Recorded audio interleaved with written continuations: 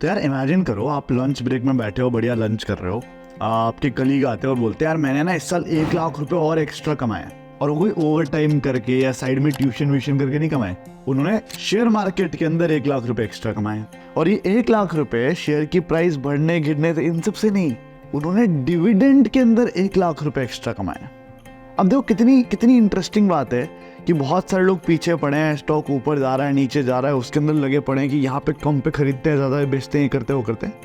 वहाँ पे कोई बंदा शांति से बैठ के अपना स्लो स्टडी एक अच्छी इनकम डिविडेंड के रूप में ले रहा है। खैर इस वीडियो में ऑब्जेक्टिव यही है आपको एक्सप्लेन करने का कि यार डिविडेंड एग्जैक्टली होता क्या है, किस तरीके से पूरा प्रोसेस काम करता है और अपने को कैसे यूज करना है डिविडेंड्स को एक अच्छी slow study income source generate करने के लिए थ्रू स्टॉक मार्केट। तो सबसे पहले समझते हैं कि भैया डिविडेंड आखिर होता क्या है। उसके लिए आपको ये समझना पड़ेगा कि डेफिनेशन में लिखा हुआ है of a shareholder that shareholders are the real owners of the company. तो मैं ना आजकल देखता हूँ सब लोग शेयर मार्केट को ये देखते हैं कि अरे आए स्टॉक खरीदा, अच्छा ऊपर चढ़ गया, बेच गया, निकल गए। शेयर होल्डर एक ओनर होता है कंपनी का। कितनी इंटरेस्टिंग बात है कि मैं क्लिक ऑफ अ बटन से किसी कंपनी का ओनर बन सकता हूँ।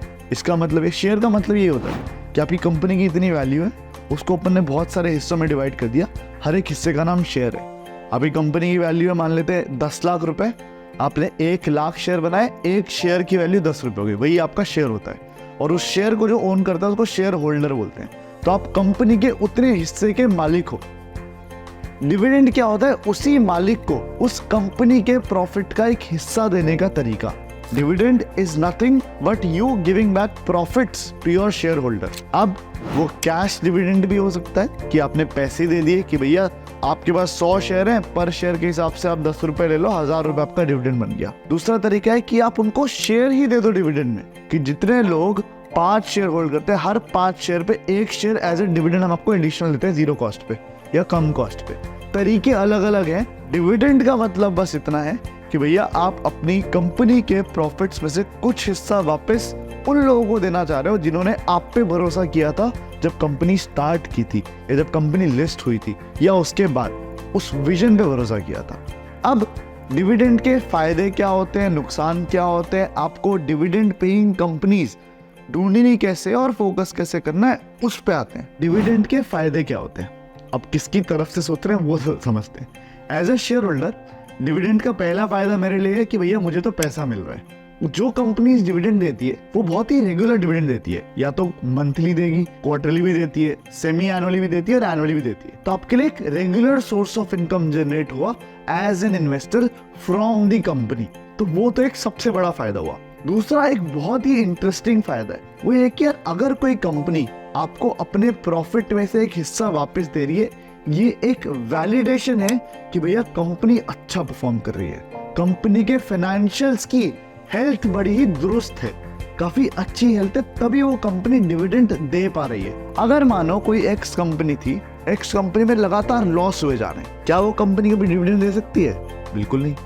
अगर कोई कंपनी डिविडेंड दे रही है और लगातार दे रही है बिना रुके, तो ये एक बहुत अच्छा चेक है on the financial health of the company, the company is doing really good. तो ये तो थे डिविडेंड के फायदे। अब समझते हैं टाइप्स ऑफ डिविडेंड। डिविडेंड कितने प्रकार के होते हैं और क्या क्या होते हैं।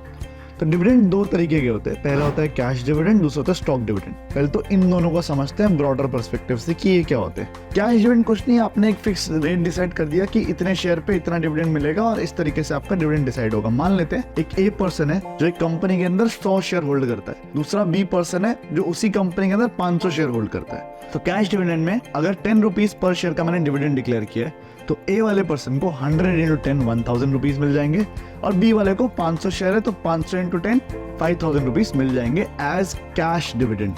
अब आ जाते हैं स्टॉक डिविडेंड पे।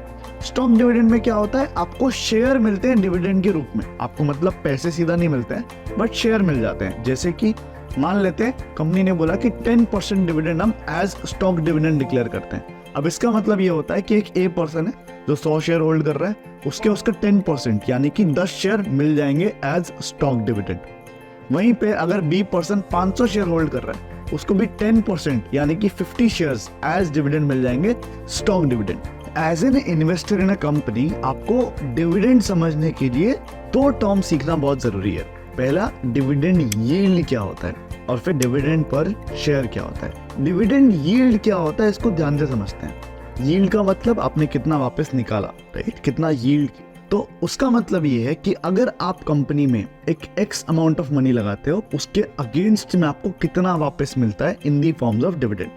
अगर मैं मैथमेटिकल फॉर्मूला की तरफ से जाऊं तो आप ये बोलोगे dividend received in the year divide by आपने कितने का प्राइस का आपका शेयर है इनटू 100 डिविडेंड यील्ड। कि मान लो शेयर है आपका 100 रुपए का, आपको डिविडेंड मिला है 10 रुपए का, तो 10 divide by 100 into 100 which is 10% मेरा डिविडेंड यील्ड होगा।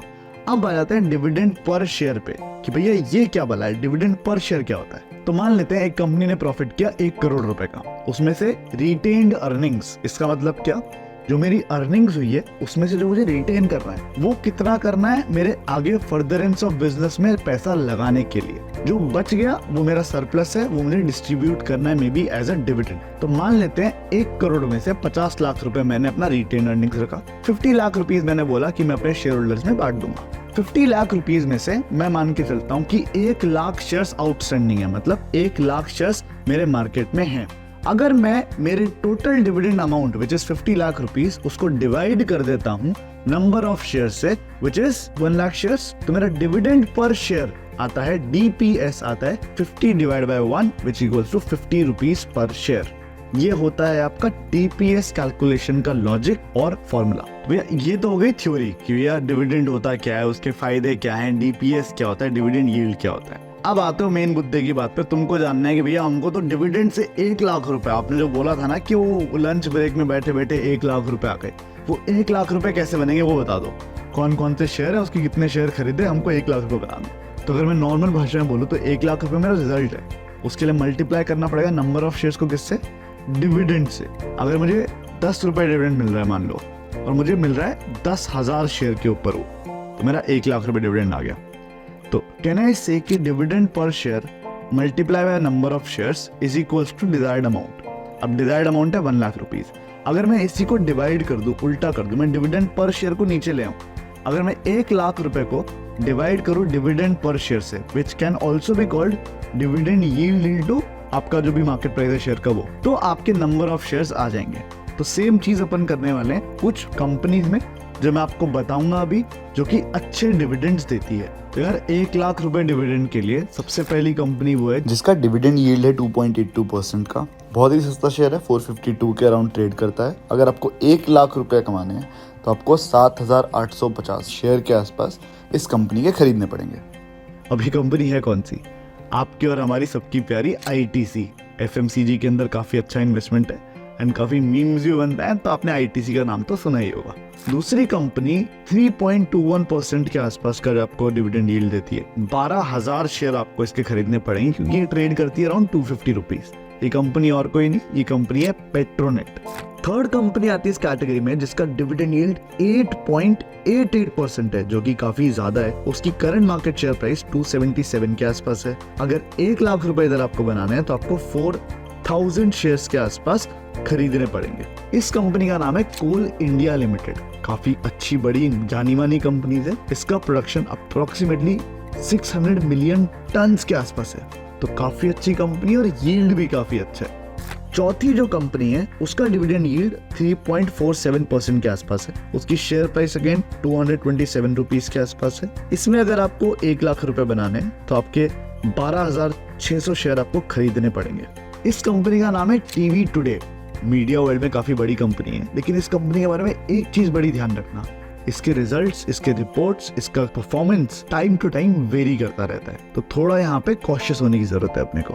Last but not the least जिस कंपनी की बात कर रहा हूँ, इसका डिविडेंड यील्ड काफी कम है, 1.63% के आसपास ही है, लेकिन इसका शेयर प्राइस 1,400 से ऊपर रहता है। इसमें 1 लाख रुपए का डिविडेंड बनाने के लिए आपको कम से कम 4,000 शेयर्स खरीदने पड़ेंगे। जिस कंपनी की मैं बात कर रहा हूँ वो कंपनी और कोई नहीं बट अपनी IT दुनिया की one of the best companies Infosys है।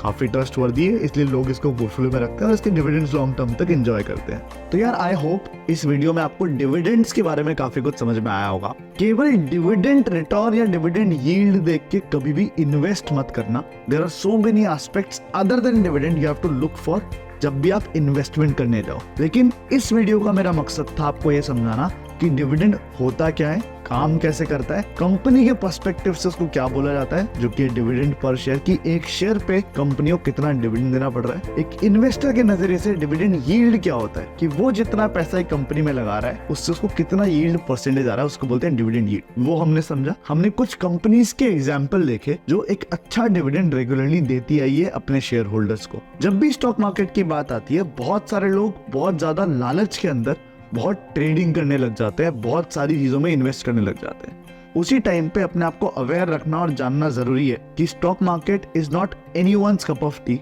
आपको रिसर्च करनी पड़ेगी, आपको बहुत सारी चीजें सीखनी पड़ेगी। आज के चैप्टर हमने डिविडेंड सीखा है, नेक्स्ट वीडियो में हम कुछ और सीखेंगे। लेकिन जब तक आप परख के, समझ के, अच्छे से स्टॉक मार्केट को समझ ना जाओ, उसमें इन्वेस्ट करना बेवकूफी होगी। तो I hope this video on dividend helps you a lot. I will see you in the next one. आप अपने क्वेश्चंस कमेंट्स में डालो and do subscribe to the ICICI Direct channel. Investment in securities market are subject to market risk. Read all the related documents carefully before investing.